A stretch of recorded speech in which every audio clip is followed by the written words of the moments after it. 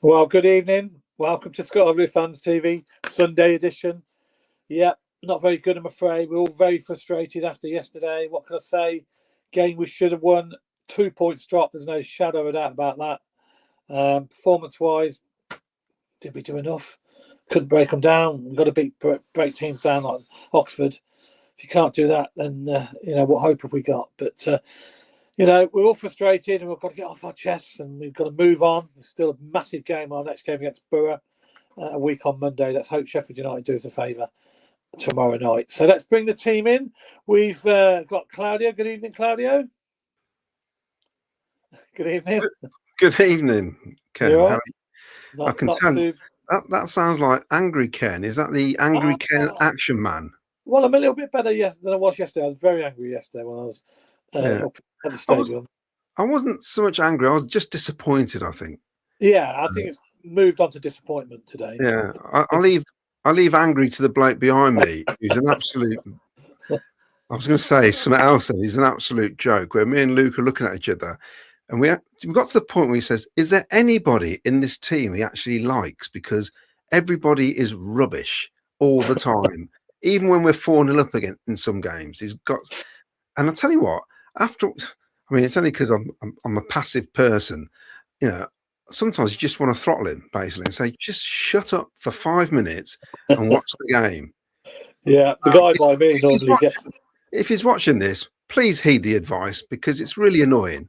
Yeah. Anyway, the guy by me normally has to go at the referee, but he was very quiet on the referee yesterday. He's more onto the players, but he's normally onto the referee. But yeah, everybody's rubbish according to him. Yeah. Well, there you go. Everybody's got their opinion, I suppose. Right. Good evening, Vicky. How are you? I'm good, thanks. You okay? Yeah, not too bad. Thank you very much. And we've got Luke tonight as well. Good evening, Luke. Good evening, guys. Claudio, I wonder if you've got the guy that used to sit in the sit near to us a couple of years ago. He's either gone missing or he's died of a heart attack because he was so passionate. He used to F and Jeff at everything, and it was far more entertaining sometimes than the actual game was. The truth is, it doesn't matter what it is. He constantly moans for 90 minutes. Yeah, he even gets to the point where he moans about the opposition, how bad they are. I'm thinking, they're not our team. Don't worry about the opposition, how bad they are. Was he even moaning when we beat QPR 7-1 that time? Was he moaning then? I was in the VPs. Oh. No, I don't know more. He's probably moaning about that. Probably moaning that Claudio wasn't there. Yeah. But when you see him, he's all really quiet and talks like this, and yet when the game starts, it's like, whoa, where's this coming from? Yeah, completely different. He's the kind of guy, if he won the lottery and they told him that he'd have to wait a couple of weeks for his winnings, he'd say, "If you're going to mess me about, I'll have me £50 back." Yeah. You know what I mean? Yeah. Yes. Well, let's get on with it. Well, there's no Jack tonight, and there's no Miles tonight. They're both having a rest, a well-earned rest, and but we've got plenty to discuss with the people we've got here on the panel tonight, and not very happy. People were leaving the ground yesterday. There was a lot of anger. I weren't very happy at all. I waited up in the lounges for the man of the match, but I still weren't very happy. Even though LADITT got it, which I suppose he deserved it because he did play well. There was just so frustrating. I mean, everybody I spoke to was frustrated at that performance and the inability to break down a very poor Oxford team, really, at the end of the day, because they had no intention of scoring, and they come with a low block, didn't they, Claudio? Well, they did, but I mentioned it yesterday. I wish we could defend like Oxford away from home. We'd have come away with 2 wins recently. Well, exactly. They put everything in the way and did anything possible to stop us playing football from the first couple of minutes. You could see what the tactics were. Straight away, they had a guy on their centre forward when out of possession, sat on Grimes straight away. Didn't worry about our centre halves because they know they can't pass a ball properly. So he just sat on Grimes, and that meant Wolfenden had to play out from the back. Yeah. And the trouble is, he can pass a ball, but he's very slow, isn't he, on the ball?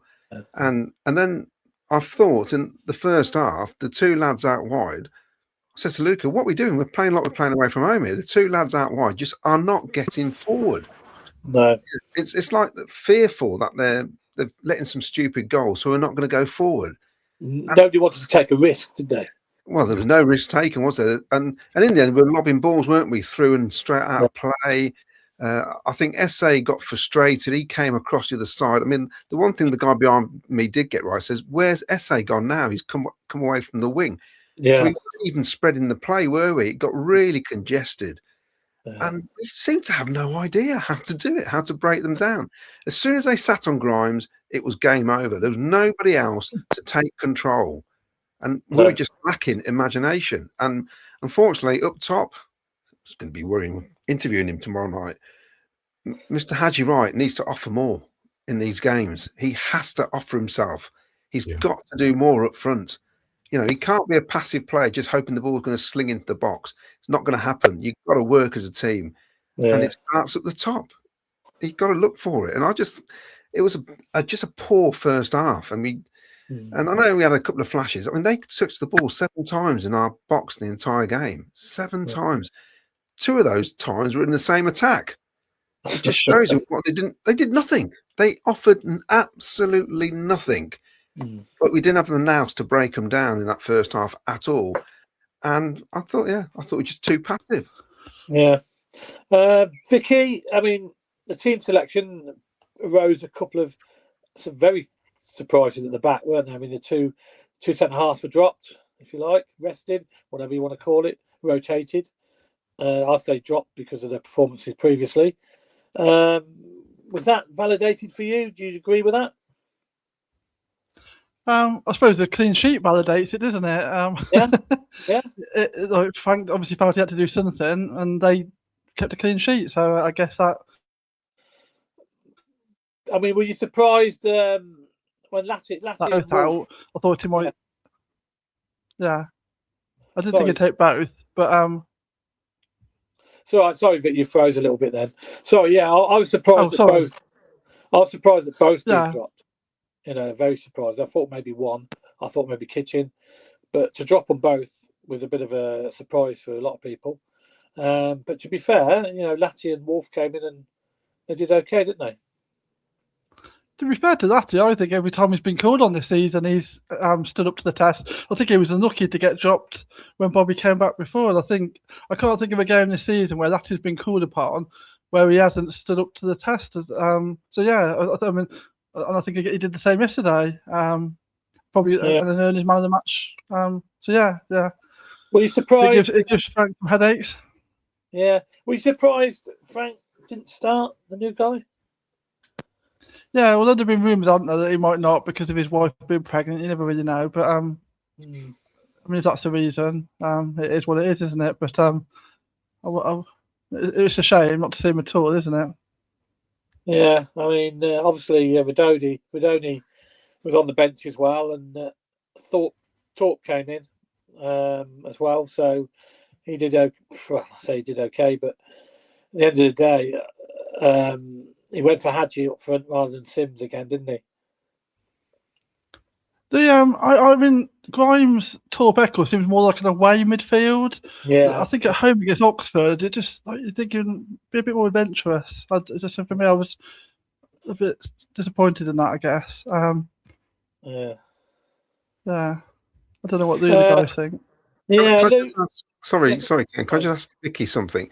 Do you think the players that were dropped was Frank's way of saying they're the ones to blame for what happened at QPR? Potentially.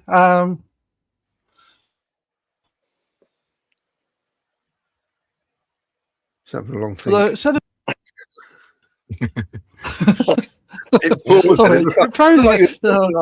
weather. I know. Yes, I saw that. I was like, I'm not. So it doesn't seem like his style, does it? So I don't know, but I mean that's the message it sends out. But that's never really felt like the way he is. It's always felt more like he's got his favourites and they'll play. So yeah, it was hard. But yeah, I mean that's the message. That's the suggested message, isn't it? That like I'm going to blame some players for that, and I'm going to make some wholesale changes. I mean, maybe he's realised that the sort of faith he's been putting in people, bringing back without maybe them earning their spot, hasn't worked. So now he's adopting a new approach. Oh yeah, you've got to earn your spot, and so now Bobby and Kitchen got to fight for those spots back. Wolf and Natty have kept a clean sheet. It'd be interesting to see what he does a week on Monday. Yeah. Was it just because we played Oxford, though? Do you think that's why he made that decision? Because it was a lower sort of team. Because I don't think he would have done that if we were playing Middlesbrough on Saturday. But what do you do now? Because you just swap, don't you? Like, is he gonna?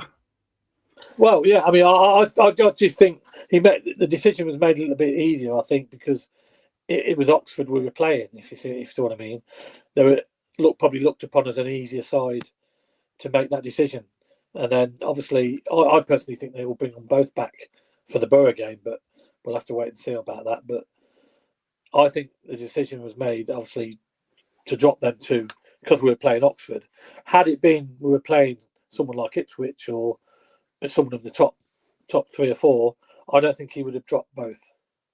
I think maybe just one of them, maybe. But it's all in hindsight, isn't it? We don't know what Frank was saying, but I just personally think that was why.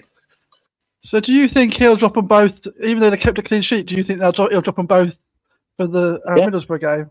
Yeah. I think Kitchen and Thomas will come back from it. I just think that's the way. I don't agree with it. I don't personally agree. I think they will, though. I think that's what Frank will do.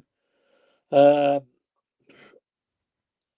just got a funny feeling that's what he'll do, and they'll end up back on the bench again and then they'll say, "Oh, we're rotating."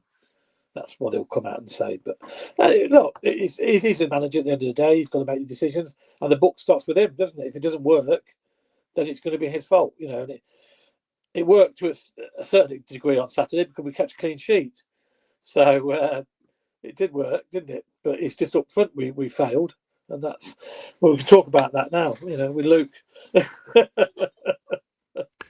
Good evening, Luke. What do you think about that first half? I mean, first of all, what do you think about the two centre halves being dropped? Do you agree with that? Well, I think Wolfie and Laddie played well, and I don't know if anyone noticed it. I think it was in the second half. The passion from Wolfie, he had a go at Milan, didn't he? Really shouted at him, you know, cocked up.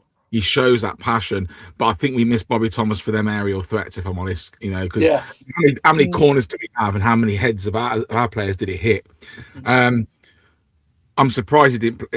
I would always play Sims in like up front first, especially look when Haji Wright was injured and Sims was the first choice. He was scoring goals and becoming a threat to the defenders for fun. And then as soon as Haji Wright starts feeling fit again, so Sims goes back on the bench again. And you think to yourself, well, what more have I got to do? You know, I'm banging goals in for fun. I'm causing. It's not just about the goals. I'm causing the defenders issues, which was freeing up like Rudoni and stuff like that. You know, and then as soon as Haji Wright's like better again, he's back on the bench. I think that was frustrating for me. Essay, I don't know if anyone else noticed it yesterday, and I've noticed it a few times with him. These little fancy moves. You know, if they work, they look great, and they are great. But if they don't, it costs us. If you're going to do it outside their box. Don't do it in our own half, because you know, with that we're playing that. You make a cock up, and that's it. That's all it will take. You know, but I think he's a good player. I think he's got a lot in him, but I just sometimes some of them, you know, you think that if that had worked, that'd been brilliant. You know, we see some real like fancy manoeuvres that he does. And you think, oh, brilliant! He looks like a world-class Ballon d'Or winner. And then sometimes you go, oh, for God's sake, I say, you know what I mean? What are you doing? There's a time to do them sort of things, isn't it? You know. Yeah. I just think I think we missed Thomas yesterday for the aerial threat. I said it at the game. You know, we could have done with Thomas to get his head on the ball, but then, you know, was the delivery that good all the time? I don't think. We've took better corners than that. Well, I think we had 10 plus corners. I don't think they had any. That just shows you. But the crossing yesterday was poor, wasn't it? The balls into the box, you know. Yeah, especially boring football. Milan, he passed the bloody Rushworth more than he passed to anyone else. Yeah. It gets on my nerves, you know. Even the end, the last, you know, we had all the, you know, the stoppage time, and you think, what's he passing it back for? It's not passing it back, it's not passing it sideways. You know, in the box. I mean, at the start of the season, it was fast paced, it was direct passes, and they seemed to be connecting and winning. You know, they were lucky if we picked the second ball. I mean, it's so slow. The build up was slow, wasn't it? Yeah, because it was just too slow. I mean, gone are the times where, like, early in the season was, as you say, slick passing, one touch football, we're away. You know, cut teams open. It was just so, you know, out to Sakamoto. He put it back in again. Then it went across the back line and over to the side, then back again. It was just so slow, wasn't it? And all they were doing was like reshuffling. They had a low block because it was easy for them, wasn't it? Because it wasn't hurting them. Their defence were loving it. It was, what was it, on like 80 minutes or something? It's like Grimes just stopped there and was looking around. Who do I pass it to? I'll pass it to the side. And I even said to my cousin, I went, their defenders are loving this. They're loving it. You know, they must have, they've got to have a poor defence. You wouldn't be where you are in the league without having a poor defence. And you know, so what's their weakness and why we're not exploiting it? What's the reason why they are so far down the table and why we're not exploiting that? And yesterday showed that. You think, go at them. They don't like you going at them. So just go at them. Yeah. Crying out for somebody to do, like, you know, run at them. Basically, take them on. And Sheffield United found a way to beat them last week, didn't they? They played them last week, and they were playing same sort of tactics, falling down and wasting time. But eventually, Sheffield United come out on top, and they won 3-1 in the end. So they found a way. Yeah, Ken, Sheffield United have got Gustavo Hamer. Yes. He can pick a pass, can't he? Oh yeah. Even O'Hare. At the end of the day, these are players who can find a pass. And they're the sort of players we were missing on Saturday that would take somebody on and pick a pass out and run at somebody. You mentioned the corners. We had 10 corners. We had 37 crosses going into the box. At no point did I see any player run in to meet the ball. From the corners, we're all stood on the 6-yard line. The ball kept dropping behind them, didn't they? There was nobody following up. No. From the crosses coming in, we either went too early or too late, or the ball didn't get in. There was no quality there at all yesterday. No. And this is with no pressure on the ball from set plays. Grimes put in some horror free kicks yesterday. Really, really poor. You know, so that's down to us. That's nothing to do with Oxford. That's us. That's us, yeah. And in the end, we're lumping the ball in. Well, we didn't really lump the ball in, but when we did, they got 2 guys at the back who were massive. Who weren't going to have any problems with our forwards yesterday, and they dealt with it. I think we're lucky they didn't actually push forward, because I think we'd have probably got done over again, basically. Well, that was my biggest fear. They're having one chance and scoring.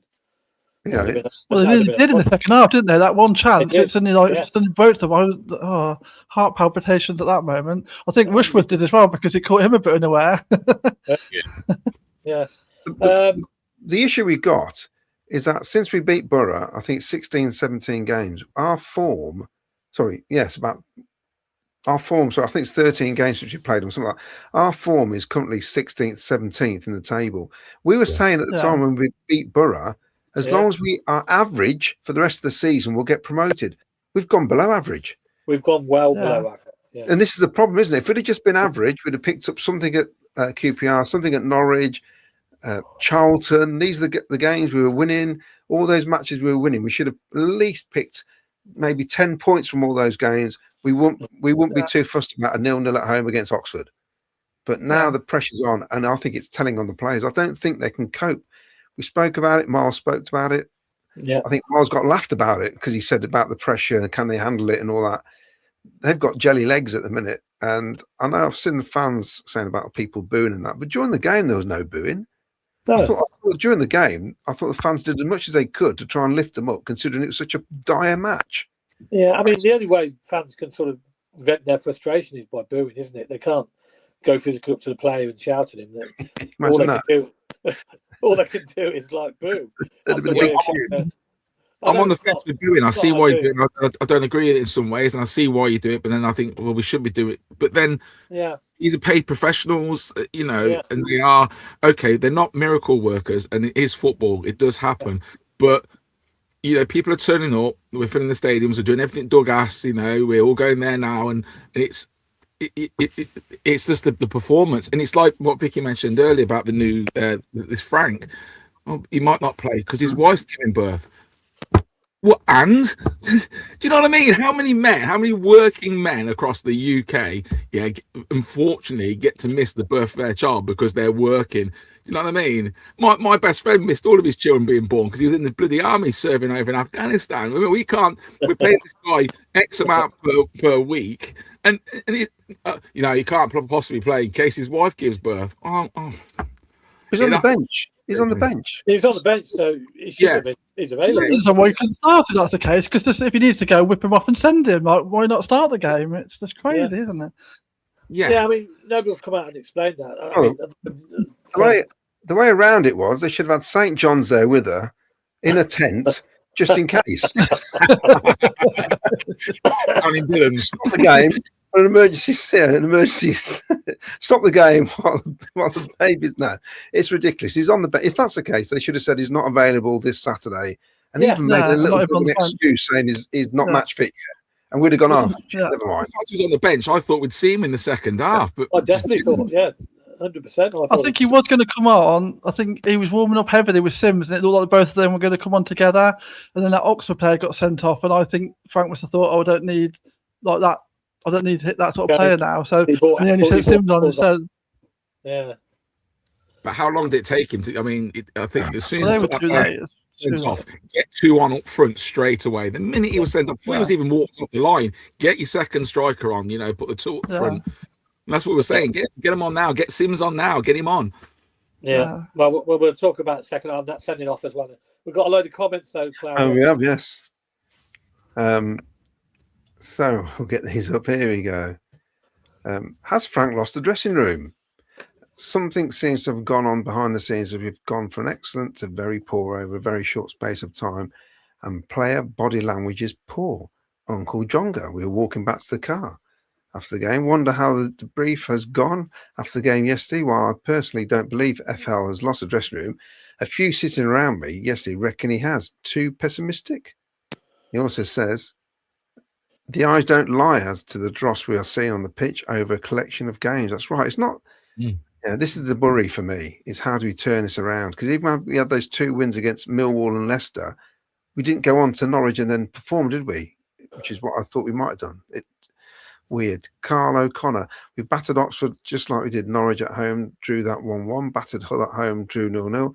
So when we was playing well, so yesterday we just couldn't score. I remember the Hull game being awful, to be honest. Carl O'Connor, regarding the tank, I think he's saving him from Middlesbrough. Oh, let's hope she doesn't have she had the baby. Let's hope she's having it next Friday. That's it then, isn't it? Michael Cronin, just listen to your history podcast, 63, 64 season all over again. But we came out on top, keep the faith. I hope so. But went to the last game. I don't know if I can handle it away at Watford because I'm going to have to go to that. And you know what my track record's like? Paul Stratton, I hope this blip is not turning into a crisis. We'll now see just how good the manager Frank is to turn this around. Currently, we are shambles and no sign of coming out of it. I feel really sorry for Rob Gurney with his post-match interviews at the minute. Jess Drury, I'm an Everton fan, but been following Coventry because of Lampard, and having watched your highlights, something is up. Assassin's United, loyal fan bases pull together in adversity, booing the players and criticising Frank and Doug for everything they do is embarrassing. Still top, remember City 2, Yeovil 6, 8,000, 20k new fans, loyal fans. That would have got you a yellow card from Cliche Man mentioned the Yeovil match. Yeah. Sam, tempo has gone. All matches lately have played at half the speed early in the season. Liam was. Don't worry, folks. We'll turn up next Monday. I'm sure of it.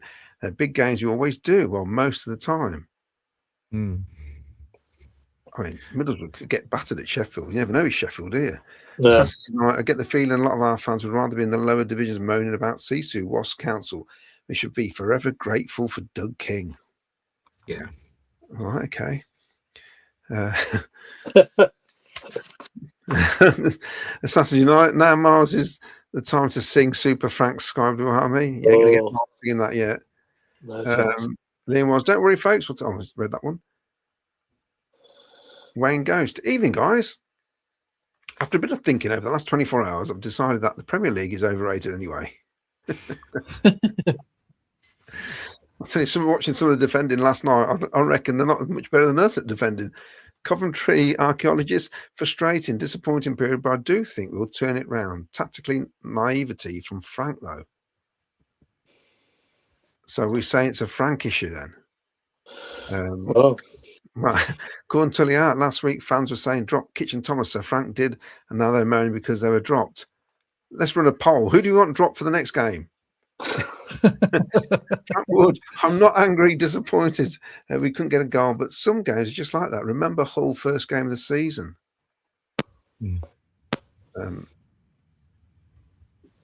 Apple Doorman. I love the way, no matter what the results, you can depend on Vicky's smile. 24 hours later, isn't it, Vicky? Ian Courts, don't get the booing, support the team. Look how far we've come. Big game against Borough.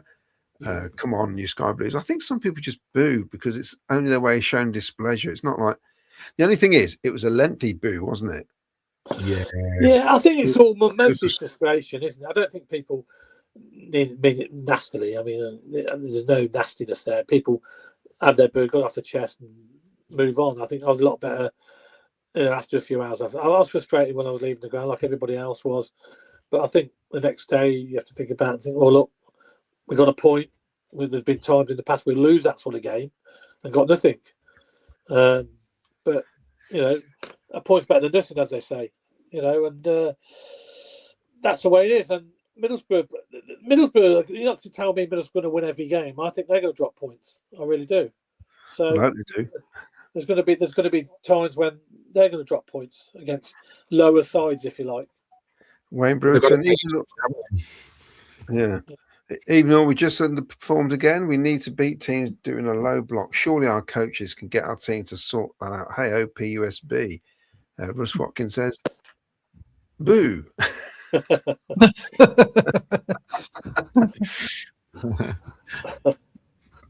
Mark Goop, I live in Somerset and thought I would treat my grandson, so I paid £320 for hospitality and £200 for a hotel for 4 of us to watch that. Didn't get to see Frank the Tank. Oh dear.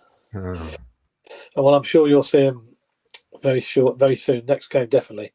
That's a lot of cash, isn't it? It really is. This is Craig Robinson from the Sky Blues Fans Forum, the best forum on Facebook, so he told me. A question for the panel and others on this show. Does a club, i.e. owner, want us to be promoted? You know my thoughts, Claudio. Oh, maybe talk about that in a bit. Dawn Cook, evening all. We seem to have just lost all momentum. I was so frustrated with the lads. I'm not sure why it took until the 70th minute to make a sub. Even with all that, we still don't agree with the booing. Not constructive or helpful. Please stop doing that, people.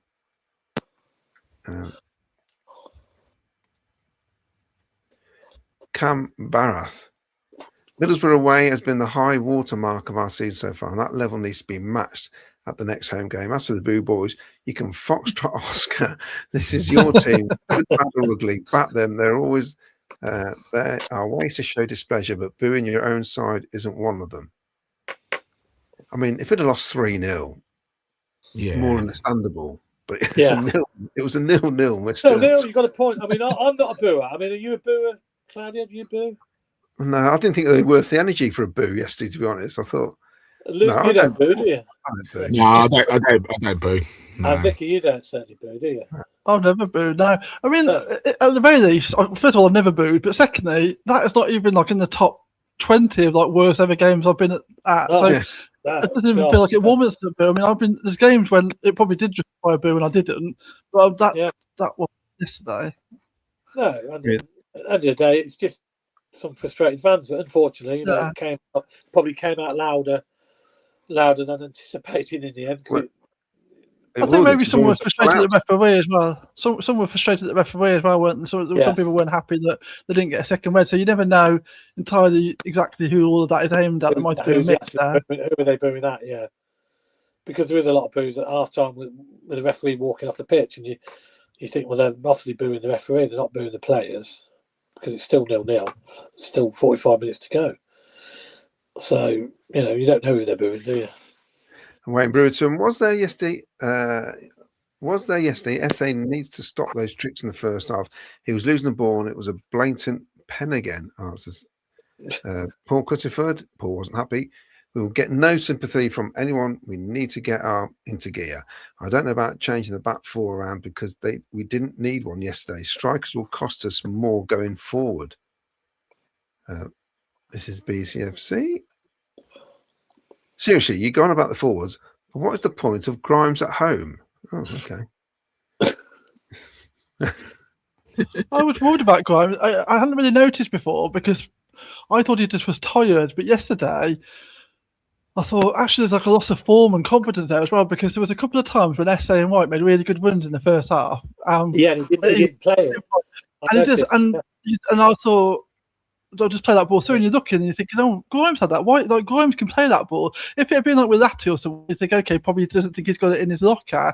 But the fact that Grimes was the man that had the ball and still wouldn't play that ball through 3 or 4 times, I just thought, so now it's not just that he's tired, it's that he's lost confidence in his own ability, and that's a worry, because he's such a linchpin in our team, really. So the sooner we can work out how to get that back is important, I think, because and the truth is there, and SA started getting frustrated because he was making these runs and they wasn't getting picked out, and then he just started drifting, like Luke said earlier, and so then you just lose shape, and it just compounds the whole situation, doesn't it?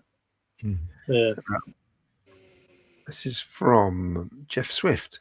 Frank Lampard's obsession with playing Haji Wright as a central striker will be and his downfall. He's a left winger. Also, yesterday highlighted the poor recruitment in this window. Well, we have said that. On reflection,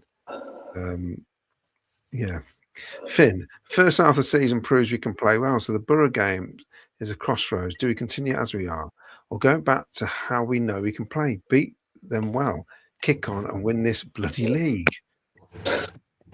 It's so difficult though. If you just lack of confidence can lose you half a yard. That's the trouble. We had enough chances, but it didn't happen. Us fans need to get behind the team regardless of results. It's times like this the players need our support. Booing our players is not going to help, is it?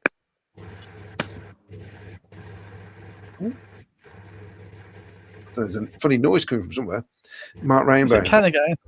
No, it's not me. Sounds like someone's flushing the toilet.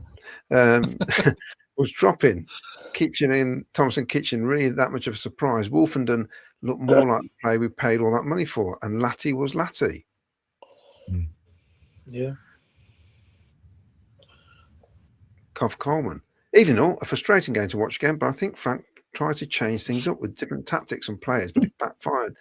The players not thinking on their feet, too timid. Trevor Merriman says, what's he say? Well done for yesterday's show, Claudia. Must have been tough ask after that showing.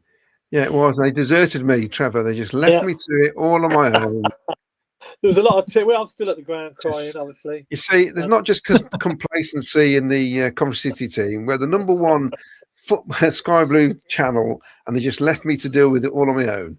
Well, we knew he could cope, so we just left him. Yeah, I felt like Matt Grimes before Christmas. Ian Harris, hi all. It may have been an idea to play Min Hoik on the left with Eccles and Essa in the middle, Tats on the right, a bit more balance to the team. He seems ever so lightweight to me. Yeah, he looks a bit lightweight, to be honest. He might be a good player in a few years' time, but at the moment, it's probably not what we need, is it?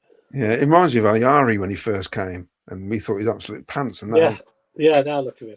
Yeah, exactly. Wayne goes, if a player performs consistently poorly, they get dropped and you give someone else a chance. It's nothing to do with blame. You win and you lose as a team. Mark Rainbow. The midfielding change we made to the way we defended was all about stopping the weak goals we gave up in the last 2 away games. But I could understand that if we did that against Middlesbrough, but not one of the worst away teams in the league. Mark Rainbow, just read that. Rich T says, Frank has a decision to make now as to who are our CBs against Middlesbrough. Yes, big decision. It is, isn't it? Nobody says. Now, does anybody know what FWIW means? Oxford have done a job on the few teams this season. For what it's worth. For what it's worth. Thank you very much. But- You walk away. I've never seen that one before. That's why we need some youth on to help us, because we just thought, what? Yeah. What it's worth. Thank you. Have you seen that, Vicky, before? FWI? No, I had no idea either. I thought it was a boy band. FWIW. I would have known that. Yeah, you wouldn't. You walk away scratching your heads as to how they've done it. I know. Well, they've beaten Leicester away. They've beaten Ipswich. They've beaten Southampton. It's interesting, isn't it? But I suppose it is hard if you. When they had the guy sent off, it made it worse, didn't it? I think Mandeep Singh. None of our midfielders are natural attacking players with pace. For me, SAS to play as a 10 with a license to go for goal. Onyeka comes in place of Torp, who has lost his way. Futek Original says, Latian Wolf had nothing to do all game. Wolf distribution too slow, allows team to set back up. And check Latty's pass completion stats. They were awful. Fixing midfield is a must for our problems. Two more. I'll come back to you, Ken. Did we overachieve massively pre-November and now unable to get back anywhere near? We are playing now as the Robins team did. See, we're able to raise our game. We look clueless and predictable. Nicholas James. Well, this is going to test me. I was fuming, Ralph. Nicholas James is fuming. I love to see Nicholas James fuming. I was fuming yesterday that we didn't win the game. That really was there to be won. But, and it's a big but, I thought about this, and I'm normally very positive in my comments. I need to call out an element of our fans who booed at our lads at the end of the game. That's not what we need, or our boys need. Anyone involved in that can just off. I don't bother coming to any more games. Yes, we have fallen off. Yes, that wasn't good enough result. But those are the lads who have got us there, I think is going to say. Big mistake by Spain, says here. Not playing Thomas for aerial threat. 10 corners, 7 free kicks into the box. Absolutely nothing on target. We lacked aerial threat. Dave Sports says. Me and Claudio could have played at the back and kept a clean sheet. It was decent. I could play in better, actually. I loved it when the keeper came up to take a throw in. That was good. He was that bored. He took a throw in. There you go. Yeah. Craig Roberts says, if Frank the Tank wife is expecting any time now, why put him on the bench at all? He could have come on and then gone off if she was in labour. Exactly. Weird decision. Rich T. Wolfie seems reluctant to cross the ball when he had an early opportunity to do so. Mandeep Singh, with respect to Thomas Cause, he has scored just 1 goal all season. Latty and Wolf must stay. Interesting, isn't it? You see, I love the difference of opinions. It's all good. Nigel Crask, as a neutral, Cov normally do well against Borough. If it ends in a draw, Ipswich will be more than happy. Just hope Cov will start winning like the first 4 or 5 months of the season. You don't want playoffs. We don't want playoffs. I can't afford playoffs this year. I can't be doing with it. If strikers aren't scoring, the least they should do is be a nuisance. Sims Hadji or not, I would swap to 4-4-2, play BTA and SA up front. At least they have more movement. Depends if they're well. He's got one more game, has he, Vicky? BTA. Any danger of training set pieces? Every corner is the same, says JLB Boxing. M King, I think the reason the passing is so slow is the players are terrified to turn the ball over and getting nailed on the counter-attack. I promise you now, 2 more, Ken. And back to you. Dan Boy, this team is crying out for a creative 8 like we're having Hackney. We're far too predictable playing on wings. Why not thread balls through to the front men? Most of the stadium can see the problem. It is to be playoffs. Hopefully we can prepare for 2 months like Sunderland did. Could be quite similar. They looked good early on before Leeds, Burnley, Sheffield United took over and Sunderland settled for 4th. I'll be so disappointed if we ended 4th. Ipswich fan here, it's all our fault. Since we bossed the game at the CBS, you've never recovered. Mate, we were struggling before then. Yeah. Believe me, you had nothing to do with it. Because you're not bossed many other games away from home. Mrs. Christmas only comes once a year. That did not have the normal support, often 1-on-1. Which did not work, but it started moving more inside, which was more effective. She's bound to have heard that so many times. Yeah, That's a new one, Mrs. Christmas. I've never heard of Mrs. Christmas before. Yes. Dave Sports Photos, understand what you're saying, Essay, but he was the only one that was likely to open the door with his flicks. As Oggy said, you can't do flicks for flick's sake. I think that's what he said. Richard Jenkins, everything seems to have gone very flat of late. Beyond me, how Hadji still starts. I just think we have been found out and we have no plan B or C to go to, but we would all still took this at the start of the season, which is probably true. Back to you, Ken. Yeah, listen, they've still got to go to Ipswich. They've still got to go to Sheffield United. I sound like Kevin Keegan now. I love it. They've still got to go to They've still got to go to Sheffield United and get points. We'll see if they do that. Anyway, right, second half, Vicky. Look, had you right. I mean, he's got to score one of them chances. That one that Sakamoto put him in the clear on the left. He's got to score. Come across the keeper. He's got to get on target, hasn't he?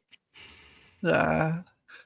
It's the trouble, isn't it? I mean, it's frustrating as well because you're thinking he got that goal. I can't remember who did he score against. He got a goal anyway, and you're thinking, maybe that'll start him off again. But some of those chances yesterday, at least one of them, the header when he's right in the air and he got up in the air. I think there was one where the keeper left a gap on the near post, and he just like hit it into the side netting. There was a couple of chances he should have done better with, I thought.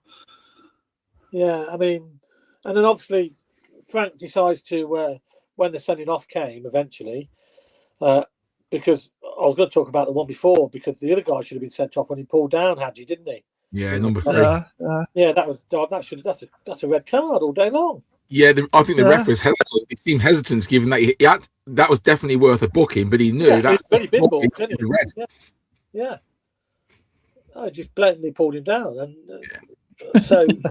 Eventually, all them yellows, they were going to get a red eventually, because I think they had about 6 or 7 players booked, didn't they, in the game? Yeah, and the manager got booked, didn't he, for having a bit about something? He's having to go. He made me laugh afterwards. They were talking to him on ITV, and he said, "I've got to protect my players."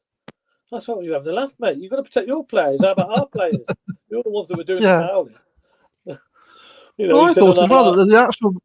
I thought the actual red card should have been a straight red rather than a second yellow anyway. So I thought that was wrong.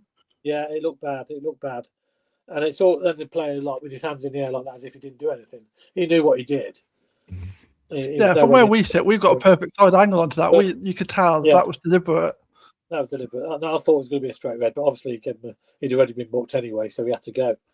But that made it worse in the end, because we still didn't. They just defended completely. They didn't have nobody up front at all, did they? It was just like complete brick wall. And the crossing was poor. I thought it came sideways, came backwards, came across again. And I know he bought. Do you think he got the subs right, Vic? Do you think the subs are right that he bought on? I think they were too late. I think we just took too long to make it. I thought they were too late. I was actually pleased that he left Roy on with Sims. I thought he was going to take Royce off, and I was actually pleased he did that. But I thought it was too late in the game. It wasn't so much the subs; it just was the timing. I just thought we left it too late to make any real changes. And the trouble is then, especially when you know Oxford are trying to basically see it out for a draw, so they're going to slow the game down. They're going to just sit behind the ball. So these players got to have some chance to get into the game. If you send them on with towards the end when Oxford are just on the kill of the game, they're barely given a chance to get into the game, are they? So you need to do that earlier in the second half. Just give them a chance to really start building some pressure that Oxford then can't cope with. And so for me this was a bit late, I thought. And I just think the other worry is that 3 or 4 of the best crosses I saw yesterday were from Eccles, and you're thinking we've got all these wingers and attacking wide players, and the best person, 3 or 4 of the best crosses into the box are from one of your midfielders. It's so that's just poor, isn't it? It's just I mean, I just think we were hesitant to cross the ball and just get the ball. You've got all them players in the box. You've got 2 strikers up there. Get the ball in the box. That's where it's going to cause a problem. They were loving it that we weren't crossing it in, because it's easy. It was easy for them. I thought we started the second half quite well. the first 5 minutes, we were talking about thinking, wow, first 5-10 minutes, yeah. They've had a rollick in here because they've come out, they're having a go. We had a couple of quick corners. Yeah. Our problem this season, and this has happened now, I'll say since Christmas, we can't sustain it for more than 2 or 3 minutes, that sort of pressure. And then what happens is they had a couple of guys go down, didn't they? A couple of injuries. We lose all momentum. We can't seem to build it up again. Or we make a couple of bad passes and it all falls apart. And then it takes 10 minutes to get another period of sustained and that was all part of Oxford tactics, weren't it? Don't give us the momentum. Well, to be honest, Ken, if we were down the bottom of the table, what are we going to do? You know, you do anything to make sure you don't lose a game of football. So I don't blame them for doing that. We can all be grumpy. Yeah. I'm telling you now, if we get in a situation this season where we're at Watford and we need a point and it's 0-0 with 5 minutes to go, I'll be wanting my players to do anything possible to make sure we get that point. I won't be rolling the ball back to them. You know, here's your throw in. You know, I mean, the guy on our side, when they had the throw in, and this has got to be a booking. He goes to take a throw in, he puts the ball down, the other guy picks the ball up, the ball boy then rolls him a football and he picks up the third ball. Oh, come on. That's a booking. You can't do that. Yeah. And then he took the throw in, it was an awful foul throw. But I think we can have a go at Oxford. Yes, for the tactics, it's anti-football, but they've come here. They're trying to save themselves in this league, aren't they? We have to. It's up to us to break them down. They're fighting for their lives, aren't they? Yeah, you can't expect them to roll over just because they've come to Coventry. No. Yeah, and that's down. We've never worked that out, have we? That's a long-term problem. I can't we've never been able to work out how to play against teams that want to play like that against us. Like going back for seasons now, even like League One promotion season, like League Two promotion season, or like recently in the Championship when we've hit the playoffs, we still always, those are the games that we just struggle in because we can't work it out, and it's a long-term problem now. We need a plan B, don't we? We do. So Luke, for your plan B, what would it be for Middlesbrough? Would you keep Hadji in after missing all them chances? Would you bring the centre half back? What would you do? I'd probably give Stims a start against Middlesbrough. Well, he started in the away game, didn't he? Against them, he scored, didn't he? Yeah, I'd definitely give him a start. I think he's. I know some people have like sort of grim views on him sometimes, but I think he puts the defenders off more than anything else. So remember that's what O'Hare used to do, wouldn't he? You know, he didn't have to be that great. If you've got two defenders man marking you, that's an extra man, isn't it? You know, it's not what you do on the ball, it's what you do off the ball. And I think Sims is more than capable of doing that. And I think the way Hadji Wright is sometimes, just of late, defenders don't even have to worry about him as much. You know, obviously they do up to a certain extent, but he's not. He's to a defender, they probably don't deem as much of a threat as Sims would. But we are lacking. Well, I mean, hopefully.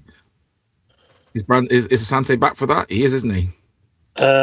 He's not back for the Middlesbrough game. More game. So we're missing things like that, and like you say, the substitutions. What you're saying I echo what Vicky said. Too late to bring him on, and I wasn't convinced when he brought Rudoni on. But what else do you do? Rudoni, I just didn't think he had the greatest game again. He had that little run into the box, didn't he? When thought, is he going to shoot? Is he going to? He sort of took it too far in the end, didn't he? Didn't do anything. Yeah, I don't know.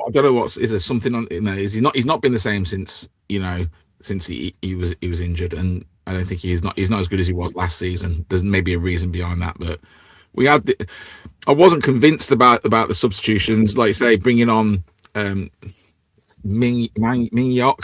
Can't say his name. Mini, for sure. Yeah, bringing Mini on with what 9 minutes to go. It was just nah. I don't think that's going to make any difference whatsoever, was it? No, certainly not. No. So would you be tempted just on the centre half? You'd bring back Kitchen and Thomas, would you, or would you leave Latty in there with Wolf? See, now I would definitely say we could have done with Thomas, but I worry about Kitchen. I think he's error prone. But then, having said that, we don't know how error prone Wolfie or Latty would have been. yesterday because they weren't tested enough. So it's a different test. It's a different game. Yeah, completely. yeah, and we all know Kitchen can play really well. He scored 2 goals against Middlesbrough up there, didn't he? Yeah, so he can play really well when he wants to. So I personally I'd bring Thomas and Kitchen back. I've just got a funny feeling he will. I think the only reason he dropped them 2 is because we played Oxford and it was a lesser team, if you like, and they didn't have much to do, which they didn't. No. I know LADITT played well, and it's unfortunate, but I think you've got to play your best players against the best teams, haven't you? Yeah, you've got to shuffle them about. That's what it's all about. Squad wise, you've got to, and I just think Thomas and Kitchen would be more of a threat to Middlesbrough than the Wolf and LADITT would be. Yeah, as long as they say if we get a corner, they've got to be spot on, haven't they? You know, yeah, they were. To be fair, Thomas is good on the head, but he's not a miracle worker. They've got to be put to him, or at least within a certain range of him for him to get up there and get it. But I think if it does and he gets his head on it, that's the thing. The head, it's like Haji Wright. How many times do you see him get up and literally just hit it with the front of his head, his forehead, and put it down straight in?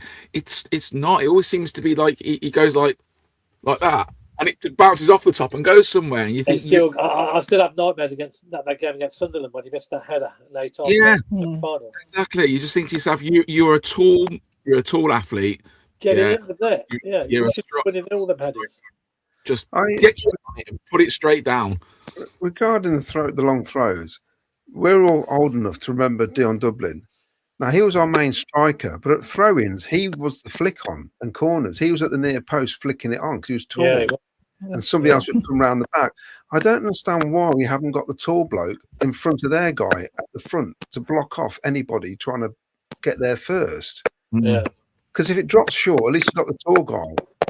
Which it has been lately, dropping short a lot of times.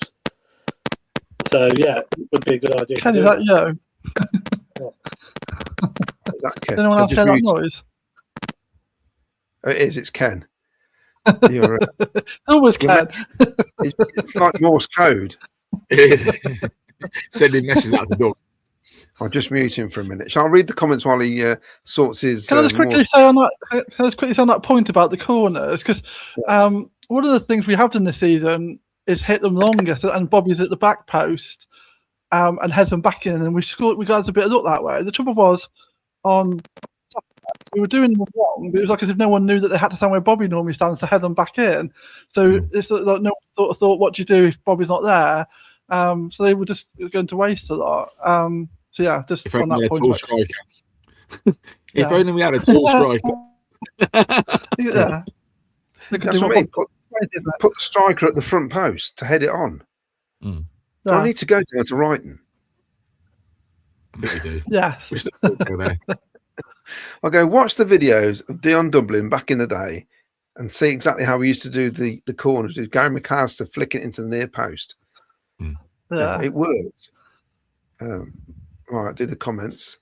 Mark says, this is not a blip. It's a crisis. Been going on since December.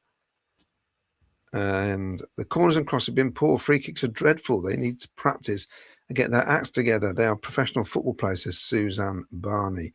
Mick Rogers. Let's hope Hamer and O'Hare do us a favour tomorrow night. We really need others to do us a favour because we're just not doing it at the moment. Yes, I'm going to cheer them on every time they run forward. Chris Wilder's the best manager in the league tomorrow. If we don't go up, I dread the summer transfer window. Rushworth definitely won't be staying. As it comes across on the pre-match Oxford interview, he'd love to stay if we go up. There's a lot of players with a year left on their contract as well, so he might have to shift some on to get some money because they're not going to be worth much for nothing, are they?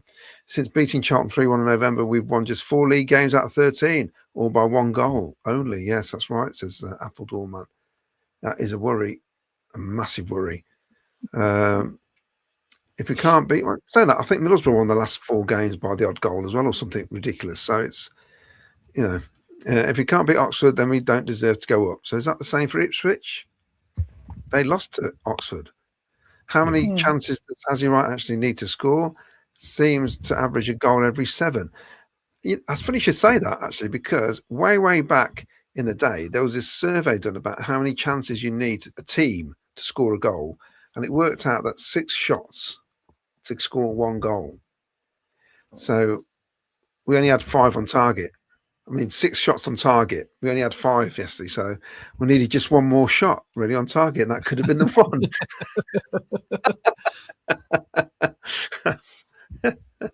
Oh dear. You've got to try and clutch at the straws here now.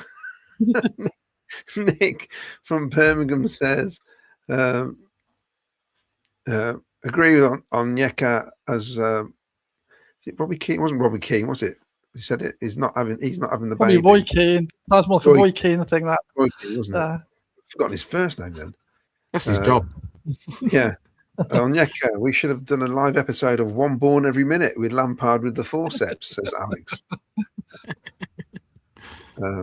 Maybe most of these players know they're not good enough for the Premier League or not playing well because they know when they get promoted, they will be sold. Yeah, but they're going to get a massive bonus. You're not going to do that, are you? Dan Boy, the crowd has an important part to play. Singer's Corner wasn't as vocal as previous games. I can understand it if we're really poor, but we had 70% possession. Yeah, he's called Singer's Corner for a reason. I thought they started quite well. I thought they started quite well in Singers yesterday. I think maybe just the game killed it off a bit because, like, the frustration. I mean, but they did start quite well yesterday, I thought. Yeah. Well, I know people have moved around from there to behind the goal, you see. So it has changed in that respect. You know, so it's sort of spread out more, isn't it? But I think behind the goal they do the stuff. You can't, this singing business, to be honest, I don't think it's been any good since we lost Yokeres, O'Hare and Hamer, because those songs used to resonate around the ground all the time, didn't they? Yeah. And we've not We been need the some same. decent songs to get going again. Yeah. Songs that we can sing and know the words. We're going to have the words on the scoreboard like we live and die at this rate. Yeah. As for a clean sheet, a pub team wearing wellies could have got a clean sheet against that lot, says Fran Hunter. You're not wrong. Sorry, but the big Lampard hype is totally over. I just can't believe we didn't get a striker in transfer window. Strikers get you goals. Goals get you top of the league with an outstanding keeper that we, I think, have. I think, no doubt, that's what it says. Why the hell do we keep passing the ball backwards and sideways? It's obvious the ball needs to be pumped into the box. I think that's where the booing came at the end, because we had the chance to put it in the box. And it was the frustration. Everyone's going, cross it, cross it, cross it. And I think at one stage, Milan had it and lost it. And it went straight down to the end of the pitch, didn't it? We got it back on the edge of the box and we still didn't put it in. And then the final whistle blew. And I think that's where the boos came from, is to say, what are we doing? You know, it's just... Someone said that the boos came from maybe the ref not allowing more of the added time because it was almost bang on, wasn't it? And yet there was so much time wasting. I don't know, you know. Jakes says Frank definitely put his shirt on, then got sat down again, then thought SA looked tired long before he came off. Well, booing ain't going to help the team, which is certainly struggling, but doing their best 75% possession, 25 shots, couldn't have done much more. It's all very positive. That's Peter Doolan. Good evening, guys. Why do we buy these players and keep them on the bench if they're not fit? I just think teams have worked us out, defend the counter-attack, and normally that works. James Locke says, happy Sunday. All I feel we lack a decent striker who can make the difference. Nick from Birmingham says, I still can't believe the Oval match still has currency. Surely it's past its sell-by date. Yeah, I mean, you could pick any game, couldn't you, when we were dire? I was lucky as well. I missed that game. That was the one game I missed that season because I was in Hong Kong, so that was a well-timed little mini break. So I that season I missed that one game. Yeah, but if it's a 6-2 at home, that's the season we went up, isn't it? Yeah, that's it. Yes. So for me, that's a great season because I missed like the worst game of the season. So we got promoted against a team who did the double over us and dropped into the Conference National League. Yeah. So if you let that team beat you, you don't deserve to go up. You know, it's just it's just football, isn't it? This is what happens. Yeah. Borough are serial bottlers, says Glenn Watkin. Beat them, we'll be back on track. Alex says, this is what Alex says. He says, booing. I do think it's a valid expression that we should have got 3 points and football was tepid. There you go. That's what Alex thinks. So, That's a Saturday good night, word, tepid. point proved. Miles and many fans would rather have Mark Robins and haven't moved on. Why wouldn't you cheer Frank? He's top of the league. I don't think at any point, as Miles said, he'd rather have Mark Robins. I'm going to defend Miles on that one. I'm with Miles on that. I know we've had a lot of stick for it. I think, and I don't.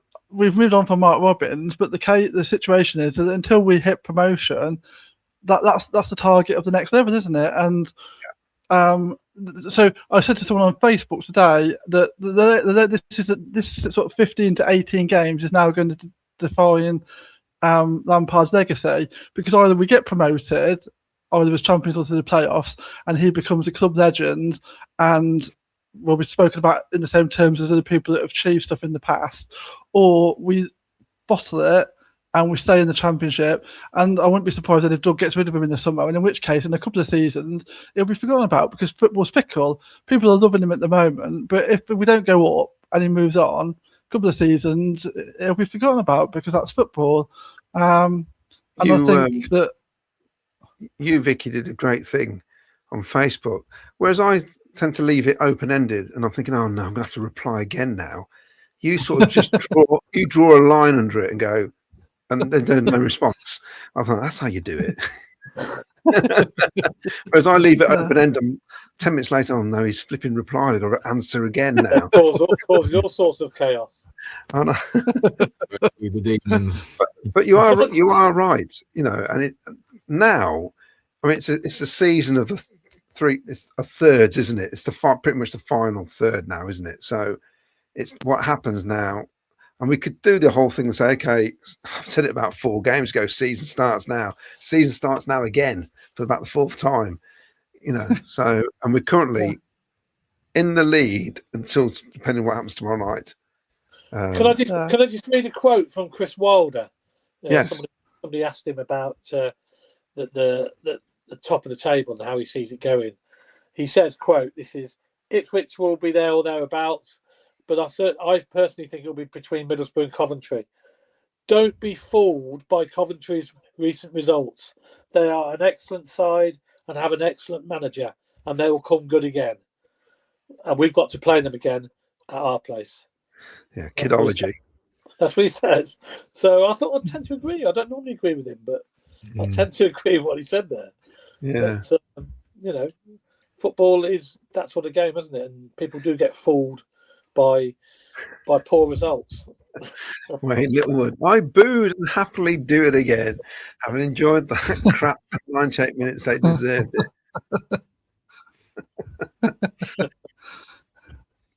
Definitely a Frankie. We all knew that Wayne was a booer, didn't we? Yeah, lots of good old boo. Has a great deck of players and is tactically inept. Booing is a sign of frustration, knowing our bad form is going to kill our season. I suppose he gets the message across, doesn't it, as well? I don't know. I think it's different. If you're jeering the entire 90 minutes, it's a bit different. Yeah. No, I wouldn't be very happy if the guy behind me was doing that the whole 90 minutes. I mean, remember the days, Claudia, when people come running on the pitch and threw the shirt in front of the manager, didn't they? It was West Ham United at home. It's come to me now. Was it Strack? Who was the manager at the time? I can't remember. No, it was before. I think it was before then. Bobby Gould. Yeah. I mean, there's many a time I wanted to throw my shirt off in front of Strachan, to be honest. Yeah.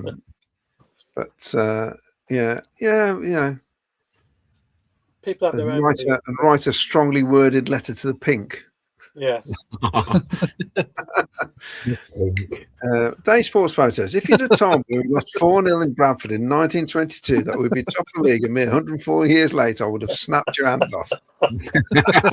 Good one, Dave. Good one. Like that. Wayne Littlewood says, the wheels have well and truly come off, as well as the engine, failing, oil mixing with water, just a wreck. My QPR fan, he's enjoying this because start of the season, it'd be great if you go back up, blah, blah. And since then, it's every week, every match since we started losing and drawing and not doing as well as we should be doing, just sending me messages, have the wheels fallen off? I said, one has. Just the one's come off at the minute.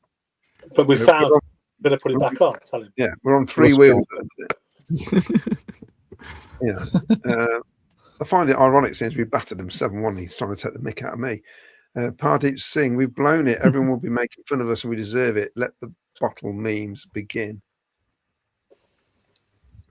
I find it odd because everyone's saying, so the new word I hate is entitlement and entitled. I just hate, as soon as somebody makes a comment, they go, oh, because you're entitled, you expect this. Well, where's this word come from all of a sudden? I think when we were top of the league, we just having a bit of fun with it, weren't we? Laugh, yeah. We knew, I think deep down we knew it wasn't going to be simple, but we're having a laugh with it, enjoying it while we can. And now we're getting told all sorts. And none of us expected to be still top, did we, come Christmas? We thought we were hoping, but we didn't sort of half. No, we said that if we actually managed to stay top by Christmas, we thought we'd have a chance. And actually, that was what we were hoping for, wasn't it? That we would achieve it. Not that it was a certainty. Yeah, we're in February now, and we're still top, so we've still got a chance. Yeah. I wonder if everyone who's not a Cov fan getting emails from Sky like hatred towards us because Sky hates us, everyone else hates us. For what reason? I don't know. Fran Hunter, if people are going to boo this season, how will they react in the Prem? Will they definitely lose more games? Now it's exactly the time to get behind the club, the owner, to the team lady.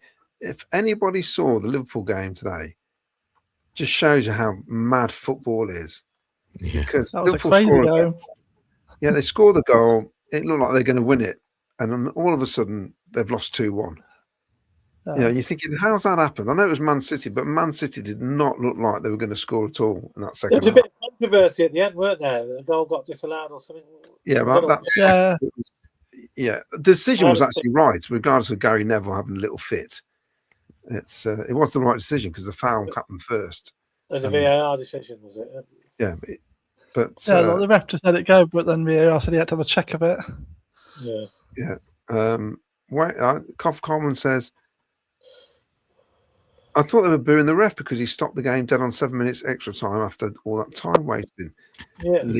Well, they could well have been doing that. Nobody knows, do they? Mm. Yeah. If you were next to a person who was booing, ask them why they were booing. Excuse me, sir. Why are you booing? Can you tell me why you're booing? And Yeka should have been on from the start, settling him for Borough. Other sides like Blue sign players straight in. We always seem to put off playing new signings. Never actually need the points. No, yeah, like that American guy came in against us and made the goal after 3 minutes. Yeah. Oh, yes. All this bedding in nonsense. Hi, team. In my opinion, that's our first false result since Norwich at home. This is Jack Saunders. Jack in the hat. We deserved it, and on another day we win. Keep the faith at home specifically. Away is another story. Vicky, that's not what you put in the chat, is it? I'm sure. I'm not just thinking that. He's obviously calmed down. It's been 24 hours. I think he's very frustrated on the Saturday. Yeah, he was right. He was right. And also, I'm going to read out his messages on WhatsApp. Kevin Turner. The only positive is we've got a point. The Borough game is one we can't lose now under any circumstances. Goal difference, we get double hit if we lose. I'd have put Thomas on for the last 15. You could have just chucked him up front, couldn't you, really? Just cause havoc. Yeah. Throw everyone up front. One goal, 1-0 win would have been massive yesterday, regardless of the performance. Yeah. They'd have got applauded off and all sorts. Martin King, the players the players to a man, especially midfield, seem terrified of turning the ball over when they have possession. Hence the slow passing, especially the first half. It was too cautious, wasn't it? Yeah. Nick from Birmingham says, Vicky, Latty's locker is empty. He shared it with Jamie Allen. I'm not sure what that means. I think that's when we were talking about Grimes not passing.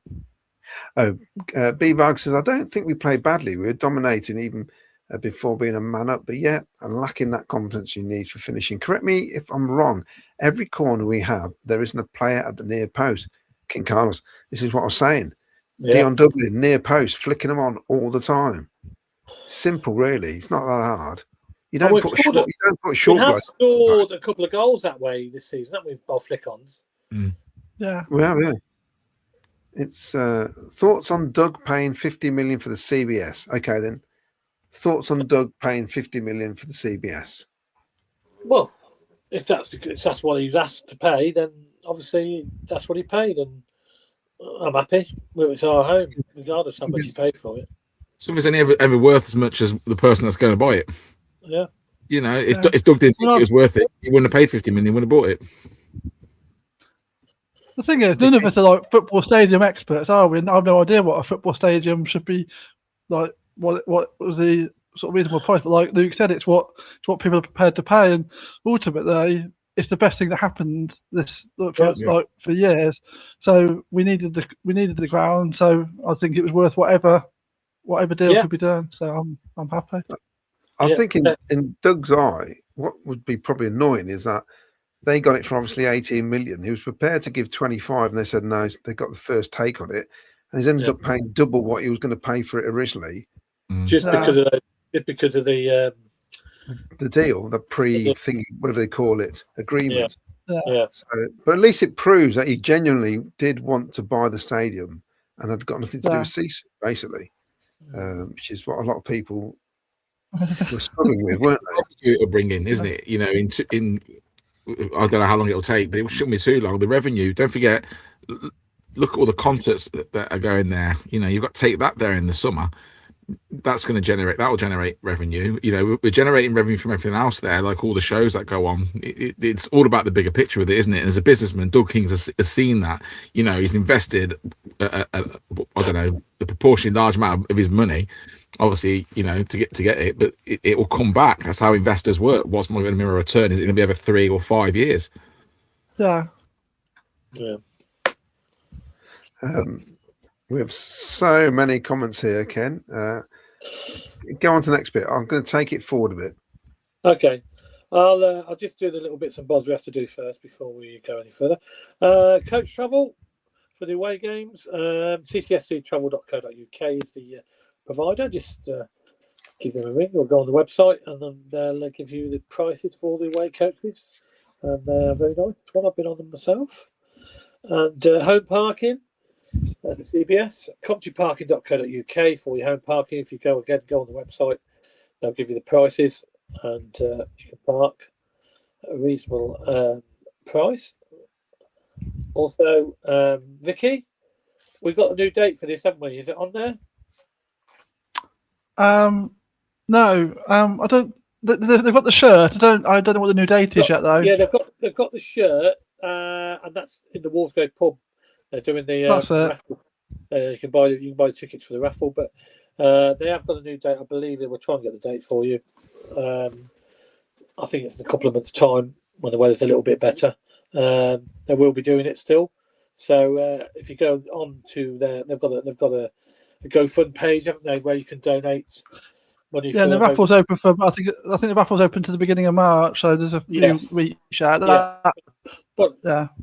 Quite a bit of time to get in there, but it's a fantastic cause, and all the money is going obviously to raise a very good cause as well. Okay, Claudio, meet the players. And your friend Hadji Wright's coming. Yeah, but he's going to get a good reception. Of course he will. He's one of our players. Just he had a bit of a rough time yesterday, didn't he? So it's a bit. The only puzzling thing is we sponsor Jay Da Silva, and we don't understand why we haven't got Jay Da Silva. It seems we've got one players meeting. So Mikael Brown, I don't know what Rob Gurney's Spanish is like, but be interested.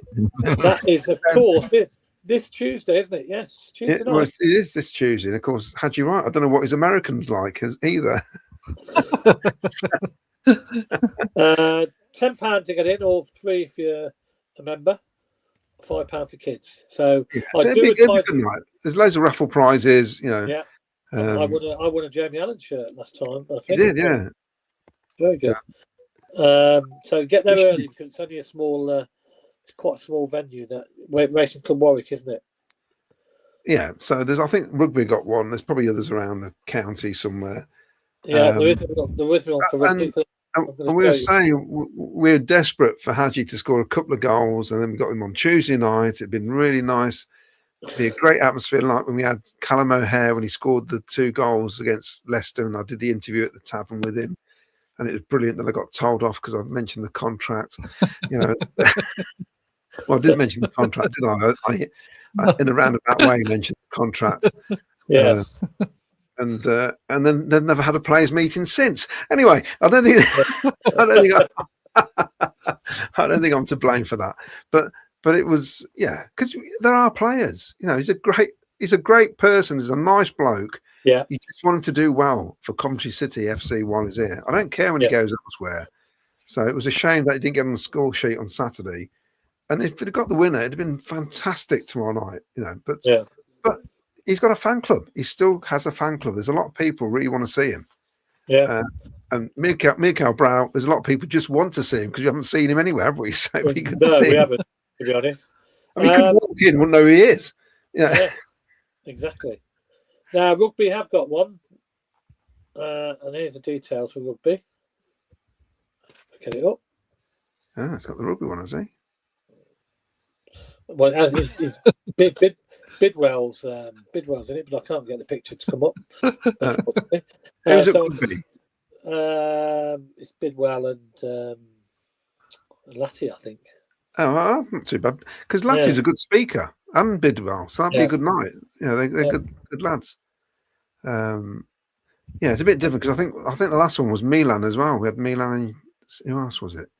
Yeah, that was a really good one. Binks, that was a really good night. Neon Times, whoever paired with him did quite well from it. Be it Huckabee, Whelan and Love. But if they had to play alongside each other without him, they just didn't do it so well. Wright doesn't work. Up front, Frank Proper rates him as a 9. Sims is out and out striker. When BTA is back, let's play 2 up top. Our formation doesn't work anymore. Why did Rudy stop taking corners? Grimes are poor. Yes, that's true. Wayne Ghost. Thing is, Claudia, Gary McAllister, Matty Grimes is not. Well, that's true. That's absolutely true. Yeah. It's a different class. Because they're going about Declan Rice now. McAllister's corners were that good, I used to think back in the day. He used to always drop on someone's head. Oh, God, yeah. You don't realise how big a loss he was when he went. I'm really worried. Confidence looks shot, which is so central to our success. I dread Borough as they could spank us. Lottie's resting on the Tank's shoulders. Hopefully he'll come in. I think Kenny's right. Thomas and Kitchen come back in. However, not convinced they will fare better in defence than Latty and Luke. Right. Well, that could be the game that really makes or breaks Frank Lampard, to be honest, if he does that. Yeah. Would love to be a fly on the wall in King's office in a meeting between him and Frank currently. If we blow this, it's a 5 to 10 year rebuild with players going at a loss. Wow. It's well, for those who don't know, the operations officer has left. So that's the third one in 3 years. So was it? Dave Boddy, is it Taylor, and now Paul Turrell. So is that the one that came from Forest? Is that? Yeah, the Scouser. Yeah. It's yes, we have 3 in 3 years. So I don't know what's going on there. A director of football would have benefited us massively and get rid of Dean Austin. Well, according to Doug, he is the director of football. Yeah, he's got the money. It's my money. Why do I need to pay somebody else to spend my money? His words, not mine. CCFC says Borough won 5 on the bounce. A class manager just can't see it. It would be a Cov thing to go to them and do them 3-0. I've never even heard of their manager. That's the thing. 5 on the bounce is weird, isn't it? Lee Lishman, sometimes it's the teams you play against as well. Just what sort of form they're in. You can hit lucky sometimes, can't you? Yeah, Lee Lishman. I hate when I hear typical Cov always do things the hard way, never straightforward. Can we please start doing it ordinarily? No surprise, please. Stop being stop being entitled. It wouldn't be football, would it? Players would be stupid not to want to go up. Being part of a Premier League promoted side is a hell of a thing to have on your CV. And even if you don't stay, you'll get a decent move because clubs will see you as a player who's part of a team who got promoted. Yeah. That's it. The players that aren't good enough have still been in a squad of 3 seasons of like pushing playoffs, FA Cup semi-final, promotion. Like you're going to get a decent move somewhere, possibly a club that plays more in the Championship than we do.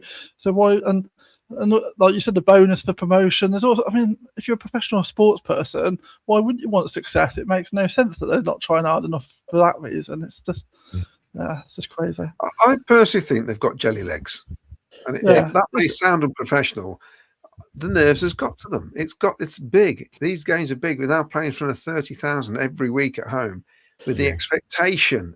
It's up here, isn't it? Yeah, I went there believing. What was my prediction? 4-0. I think yours was 1-0, wasn't it, Vicky? No, I said 3-0. I was feeling all optimistic too. Yeah. I said 4-1. Did you? I just thought we'd go there, would really turn up and just do it. And then I didn't realise there's another team playing who weren't going to let us score. There's a brick wall going to be there. A team who came and defended. Oh dear, you're not supposed to do that. The concourse was very quiet before the game. Singers' Corner just seemed stunned by what's happening on the pitch. It did fill up straight away. When I got there, it was kind of like very, very quiet outside, and I was there by about 12:30, 1:45. And just outside in the East Stand, I was just thinking, and people going inside because they think it's going to rain. But there wasn't something there, and I was quite surprised when all of a sudden everyone just turned up en masse and we got 30,000. Yeah. Who did we play when the enemy played? Was that Sheffield? Was it Sheffield? The atmosphere created before the start of the game, and it felt like the whole crowd were in the ground, buzzing. They're in the seats, and it did help. That did help, But we're not like, I'm saying, like the South American clubs where they go in an hour before the game, they're just singing songs constantly. They don't need ale, do they, to fuel them to get going? And the trouble is, because there's so many, I think in the past, because you couldn't get a drink, you just thought, I'll just go into my seat. I can't be bothered with waiting. I mean, I walk around our concourse, you can get a drink everywhere now, can't you? I didn't see queues anywhere. So people are going to drink, aren't they, and stay downstairs. 5 minutes till kickoff. I'll go up now. And it's not like the old days now. I used to go in and think, I'm just going to sit down half hour before kickoff. But you can get a drink now, can't you? Pretty easily. Over the excessive security yesterday was stopping some people getting. The queues outside were still massive. That was frustrating. I want to show you this picture here. I mean, I see this took a. Did you take this picture, Vic? Or somebody took it? No, Miles took that, but after I was moaning, Miles took that. What was going on? Is this security being too over aggressive, as you say? There just was a couple of people that, for some reason, were being just really overly. I mean, I agree with the security. It's a full stadium. You've got to be careful, don't you? In this day and age. So I've got no issue with the fact that they have to be sensible about these things. But there was just a couple of them, and there was just one lady in particular, and she just was taking forever. To check everybody, just really slow, and it was almost like a power thing. I'm the security person, and rather than getting you in the ground quick, it was all about I want to show you that I've got the authority, and that's and it just puts people it was winding people up in the queue, so it's getting people into a bad mood, and it's just not the way to start. It's not the match day experience you want, is it? And there's just no need for it. And then there's other ones that really we moved queues in the end because we just thought we're not even going to make kickoff at this race. We moved queues, and then there's other stewards that are really pleasant and one that was really friendly, welcoming us into the ground, the sort of atmosphere that you want. And so, but there'll be people that would have missed kickoff because there was queues. It was just ridiculous outside how slow they were getting people into the ground. Well, it's finished saying that because yesterday, for the first time, normally they ask you what's in your pockets. I had to empty my pockets and show them everything. I got my car keys in one, I got my phone, got other stuff, and I'm having to keep getting them out and show them all. And then he's patting my pockets down after, which that is normal security protocol. Of course it is, but I've never been asked to do that. You normally go, what is it? You go, it's it's my car keys or it's my phone or something, and then then you go then. She had one of those things, she had one of those, and she just was that really slow. And you're thinking, you don't need to go that slow. Just visit about. And it's a low profile game. It's Oxford, isn't it? It's not a game where there's no going to be any trouble. It's not like a local game. Yeah, but I had the opposite. They didn't check me at all. Don't they? No check, wrong, isn't it? But we went in we went about an hour before kickoff, and they don't seem to bother when it's that early. It's really weird. Yeah, they just let us go through. Although the woman behind me had got an umbrella, and there was an issue, and I could hear her saying, "It's an umbrella. What am I going to do there? Oh, you can't come in with the umbrella." She says, "But it's raining. I'm not going to walk all the way back to my car, miles away, to get wet without my umbrella." And her husband says, "There's not even a point on the end."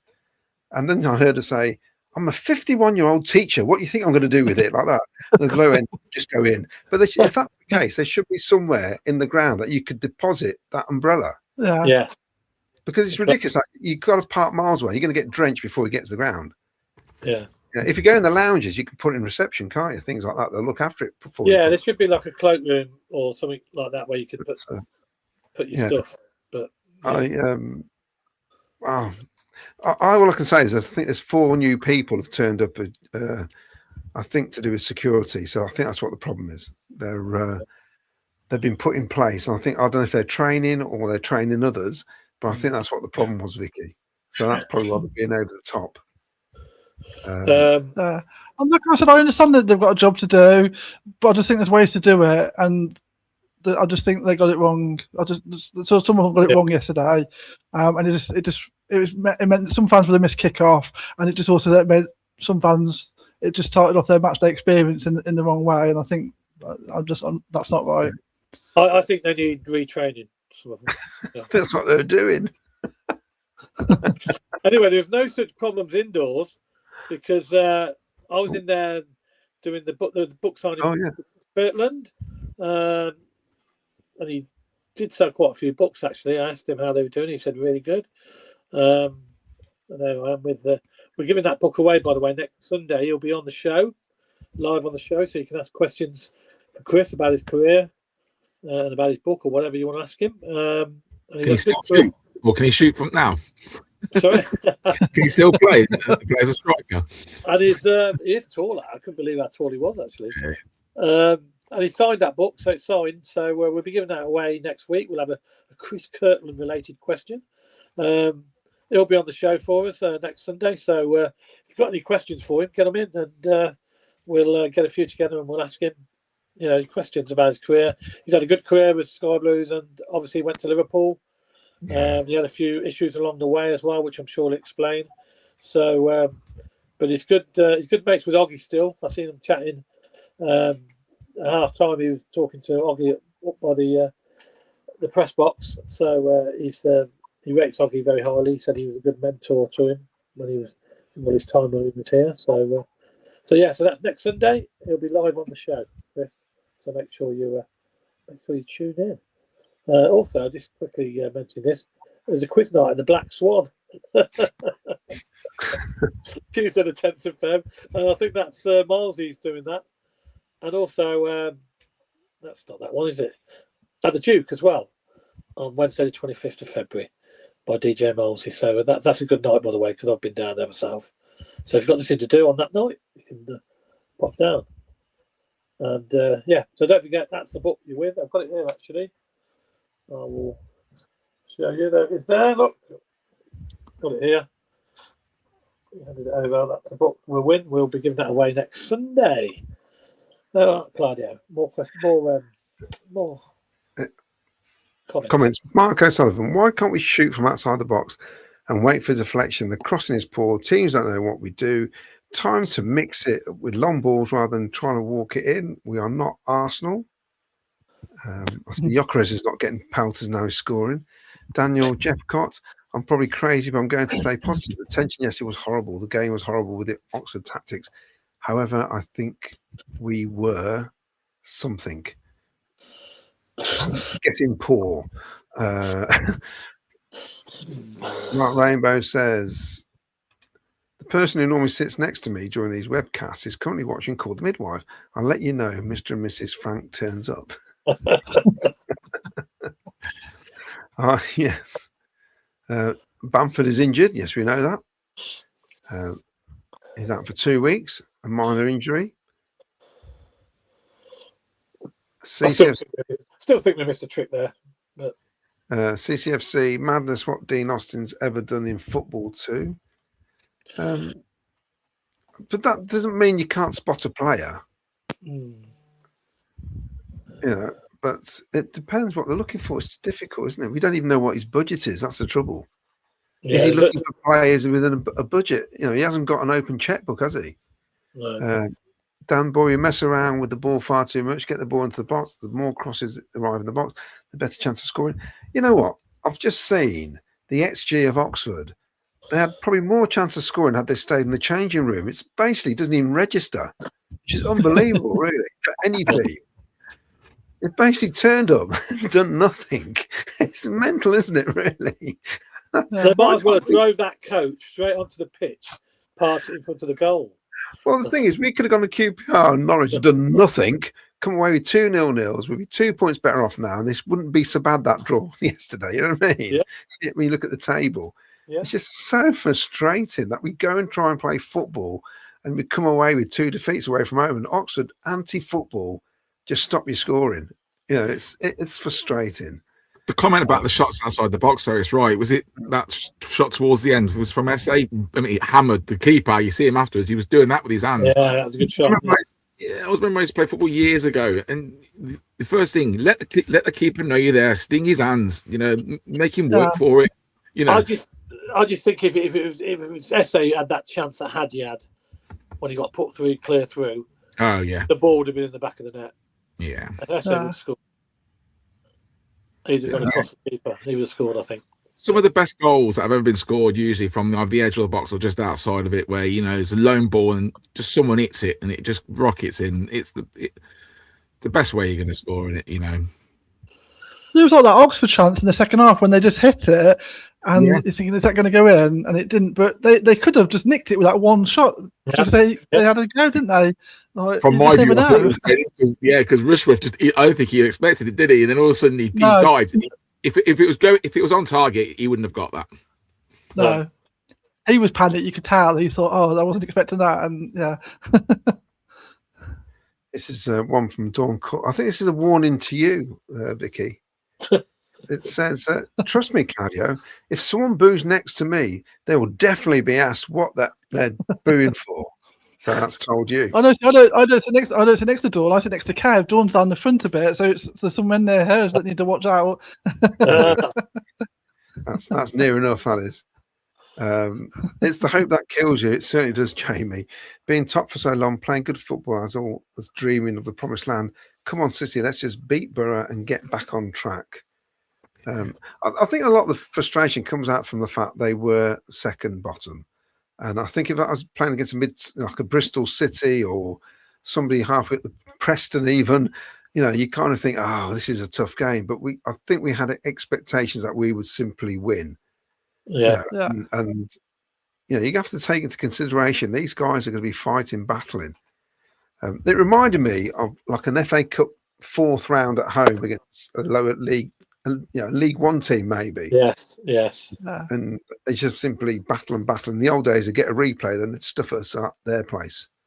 Bobby Thomas was originally a striker as a kid. Throw him up front, Frank, says Mark Turnbull. Nick from Birmingham. The winter window opened January the 1st. Our big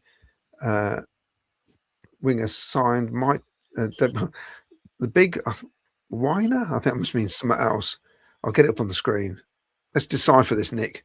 Our big winter signing might make his debut on February the 18th. Yes, this is what bugs me. We had to get somebody in sooner. 50 million for a club in the Premier League is a bargain. And the thing is, Dark Farts, if we go up, like Kieran Maguire said, the club's going to be worth upwards of 300 to 400 million. Yeah, is the Premier League. If he wants to sell it, it's a bargain, isn't it? Yeah, and there'll be loads of interesting parties, won't there? Especially from abroad, I think. Oh, it will be. I might even put my penny's worth in. Mark says, I'm annoyed about it. Mike Ashley pockets 30 million profit. Should have never got the hands. Well, Cov Council, exactly. It wasn't just Dublin flicking on from the near post, Claudio. Killer Klein did it before Dublin. There you go. It's simple. You put a big guy at the front post. Yeah, he did. Dublin and Breen were great from corners. Thing was, we haven't got a set piece taker like Gary Mack. Yeah, Breen was better in the opponent's box. I used to think it was bloody hopeless. I'm sorry. I don't care how many Gary Breens you all used to sing. I'm a bit like Mom. I never used to sing that song. I didn't want a team. I didn't. Team of Gary Breens. No, I didn't want a team. I didn't want a team of Gary Breens. It was I thought it was rubbish. I'm sorry. There you go. You've It's heard very it. boring. If you had a team with Gary Breen, it's very boring, wouldn't it? There'll be a It lot of wasn't even goals good enough against to have us. a team with him. Yeah, I'm with you, Vicky. We're agreeing on this. Never rated him. But some people wanted a team of him. Martin King, Doug took our team from massive debt and gave us a home again. This season's a massive win for us, no matter how it goes from here. Yeah, I think the thing is, we probably thought playoff places, but once you hit the heights like we did, you're just thinking, why can't we just stay there? Man City players scored their third, which was disallowed, should do kick it for a ticket against Borough. It was trickling in, wasn't it? I didn't think it was going to make it, but it did, didn't it? What about the pace of Haaland, though? It was ridiculous. Oh, yeah. He completely overtook Substitutions, whatever his name. Can't even say his name. Sounds like I'm drunk. Sounds like one of the flower pot men, doesn't it? And don't forget, it's 15 mil for a stadium, hotel, casino, exhibition hall. Yes, that's true. Bargain. The bargain. Yeah. It is. It is. And Mick Kelly says, here we go. Can you ask Haji Wright if he turns up Tuesday to turn up on the following Monday as well? We are going to do an after-match show after the Middlesbrough game. It's going to be quite late. So we're going to call it late night review. I might do it in my pajamas, flannelette pajamas. Yeah, laying in bed. Yeah, you can laying in bed with a fan like that. Yes. Right, back to you, Ken.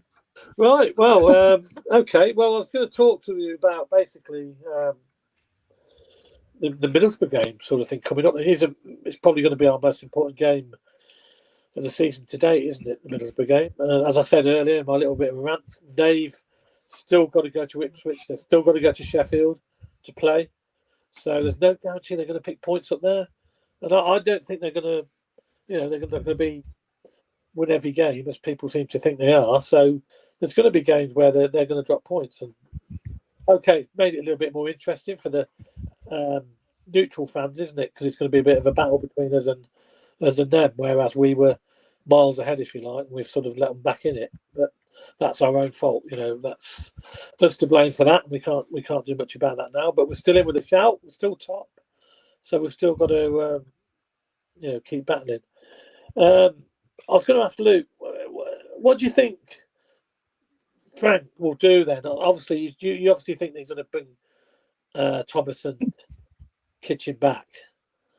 Do you think he'll make any more changes, tactical changes? Will he carry on playing the way we play, or will we maybe play three at the back?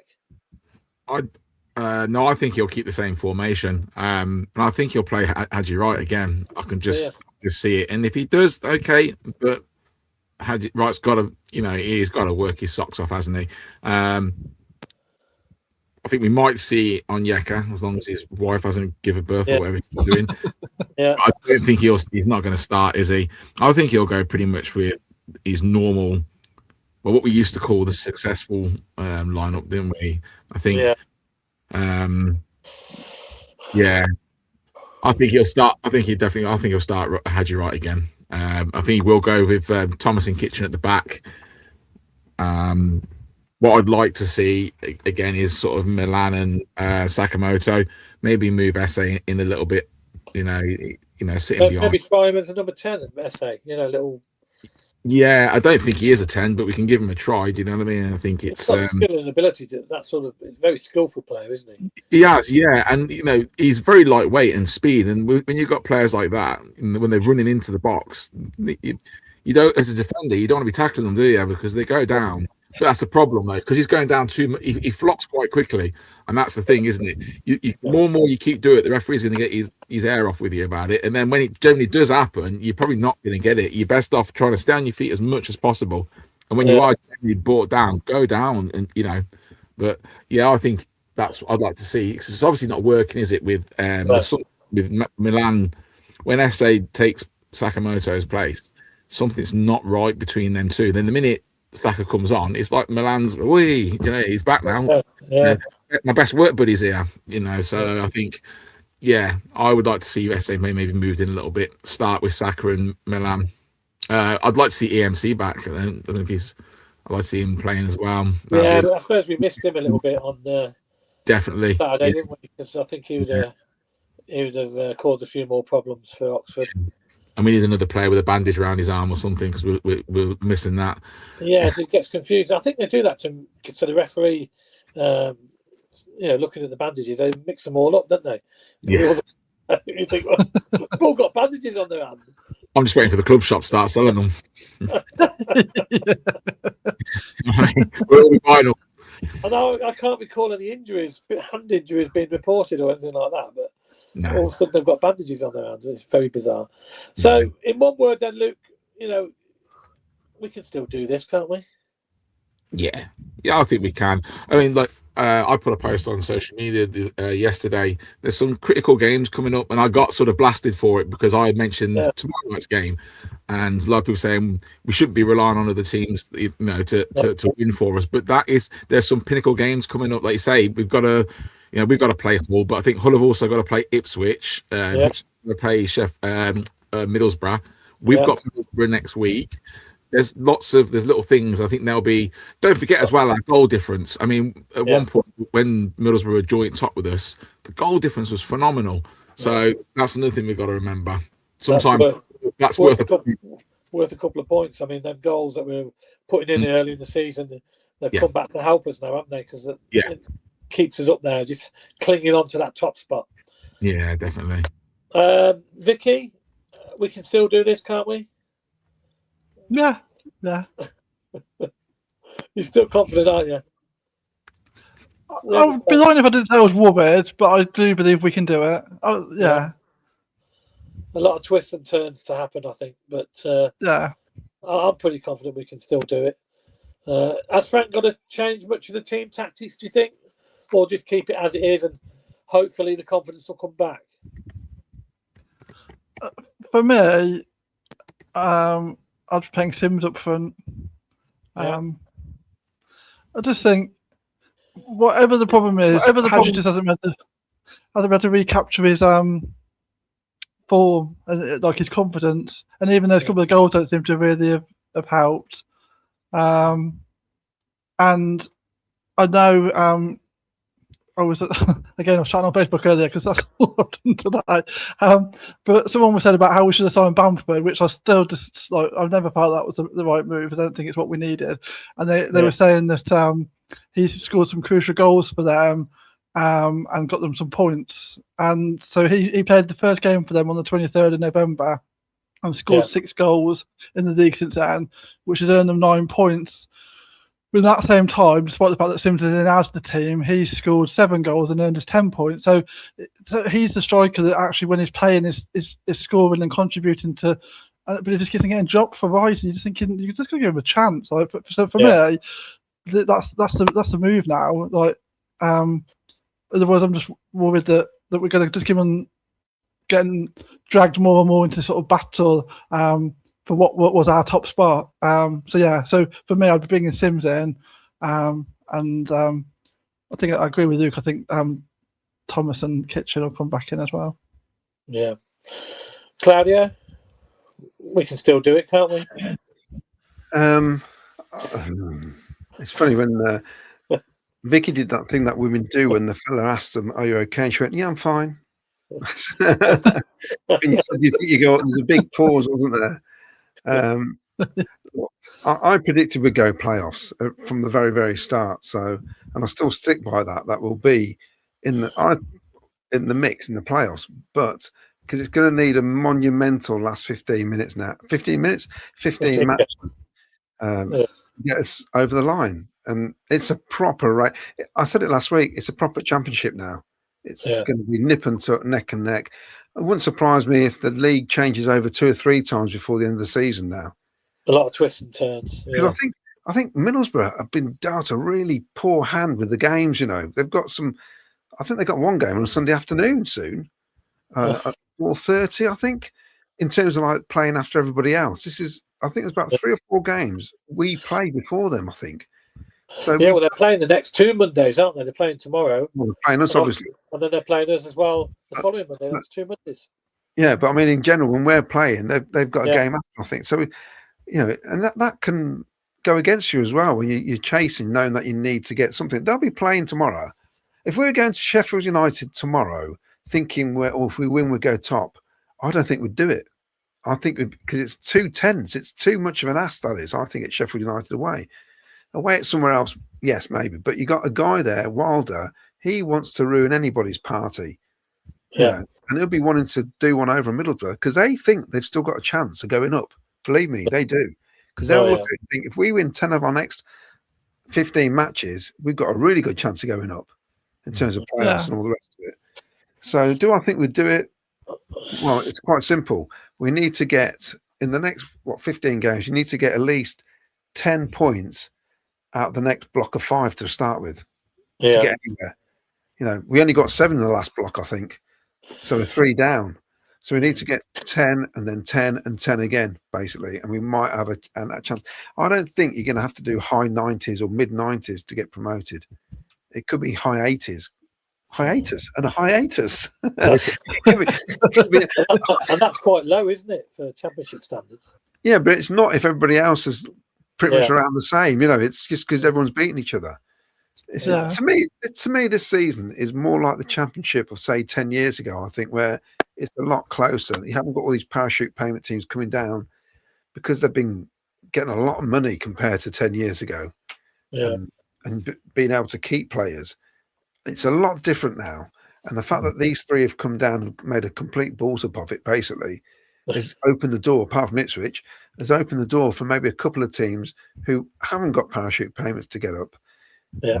If there's a footballing god looking down the Championship, he'd let Middlesbrough, Coventry and maybe Millwall go up to the Premier League this season. To me, that would be justified because we've all done it the hard. We're doing it the hard way. Whatever anybody thinks, we are doing it the hard way. You know, without fat loads of money, and you know, it's been a special season so far. Yeah, you have to keep remembering that it has been a special season, and don't let a result against Oxford, we're fighting for their lives, get you down too much because we still have 15 matches to go.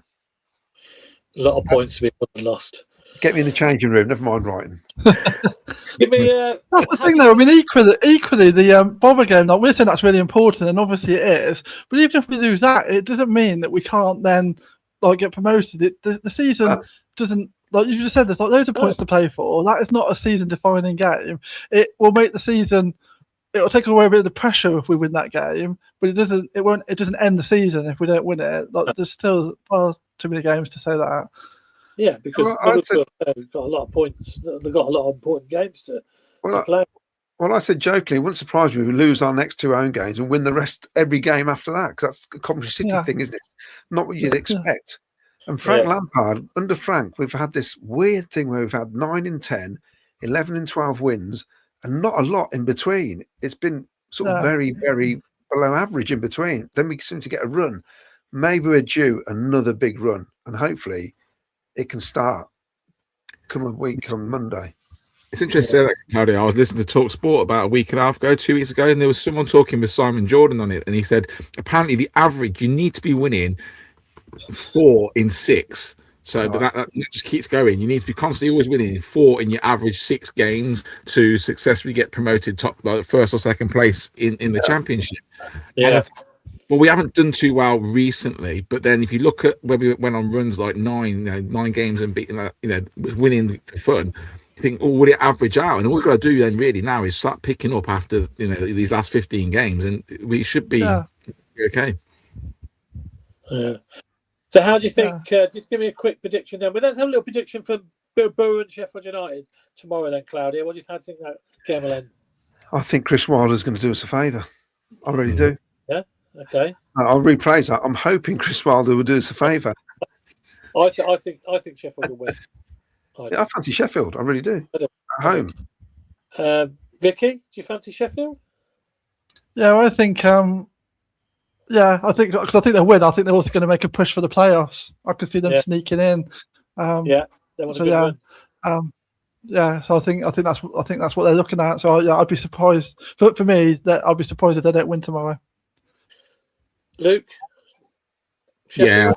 I think they're saying, like we all said, I think Sheffield will go for it. They're good in for that. They want the playoffs, don't they? They're not frightened of a playoff spot. Chris Wilder's not frightened of thinking, it all goes down to a playoff semi-finals and then get into Wembley. So I don't think it's going to be the fact that we've got Hamer and O'Hare, we say Agent Hamer playing. That he's doing his job, but I think they'll do it. I don't think it'll be by a massive result, but I think they will win it. Yeah, we're all gunning for the Blades tomorrow night. Then, any more comments to leave us with, Claudio? Well, we got loads, but I'm going to leave with this one. I think to end the evening, Ken. It's our friend Mark Sports Photos. He says Coventry was founded in the early Middle Ages. Its city status was formally recognised in a chart of 1345. If you'd have told me then we'd be top of the league,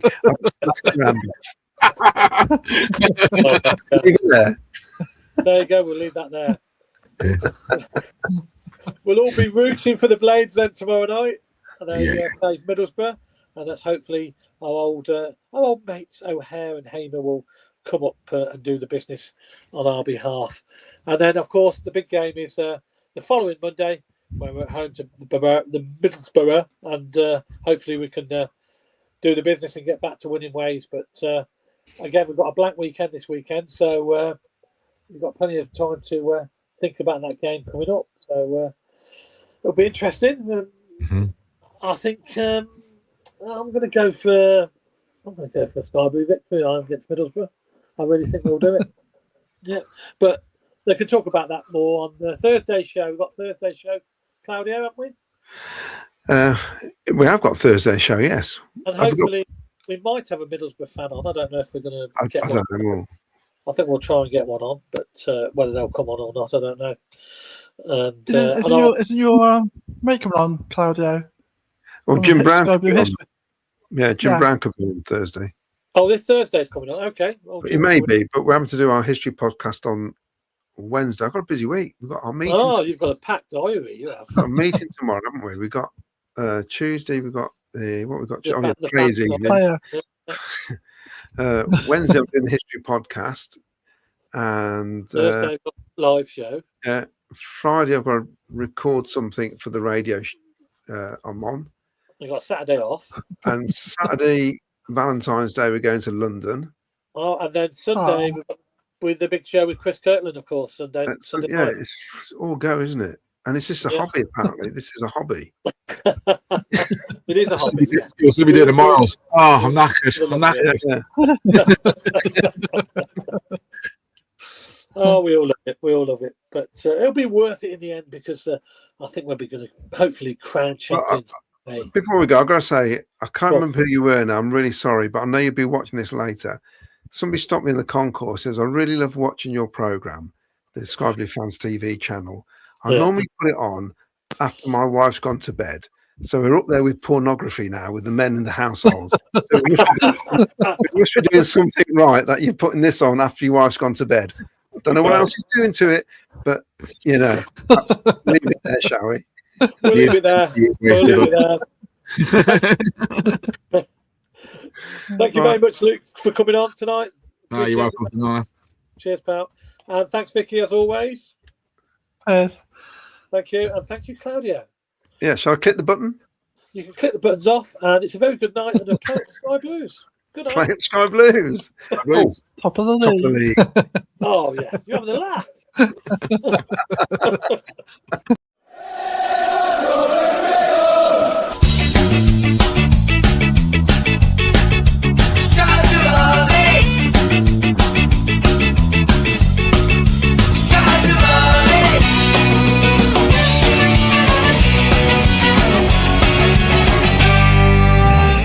Sky Blue Fans TV, for the fans, by the fans.